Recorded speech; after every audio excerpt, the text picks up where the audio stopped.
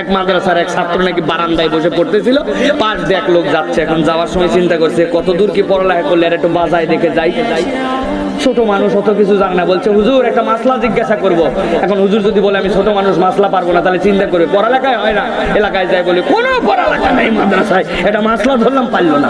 আবার যদি বানায় বলে যায় তো আরেক বিপদ, আল্লাহ রসুলের কথা বানায় বলা যাবে। তখন উনি বলছে বলেন মাসলা দেখি আমি।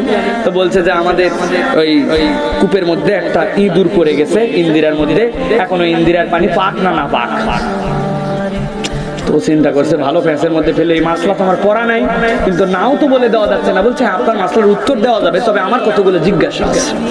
কি জিজ্ঞাসা? বলে হ্যাঁ জিজ্ঞাসা দিতে পারলে আমি উত্তর দেবো। বলে যে আপনার যে ইন্দিরার মধ্যে ইঁদুরটা পড়ছে, এই ইঁদুরটা কি পড়ে যায় মরছে নাকি মরা ইঁদুর পড়ছে? যদি মনে করেন যে এটা পড়ে যায় মরছে, তাহলে দুইটা জিজ্ঞাসা আছে, যে এটা মরার পরে কি চিত হয়েছিল নাকি উপর হয়েছিল। যদি চিত হয়ে থাকে তাহলে দুইটা জিজ্ঞাসা আছে, ওর পেট কি ফুলে গেছে না ফুলে নাই।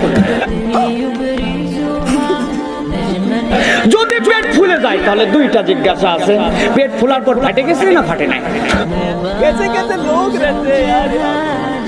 যদি ফাটে যায় তাহলে ফাটার পরে কি চিত নাকি উপর। যদি চিত হয়ে থাকে তাহলে জিজ্ঞাসা হচ্ছে ওইটার পরে ওই পুকুরের ওই ইন্দিরার পানি কি চেঞ্জ হয়েছে না হয় নাই, রং পরিবর্তন হয়েছে না হয় নাই। যদি রং চেঞ্জ হয় তাহলে দুইটা জিনিসে কই মাসলা লাগবে না।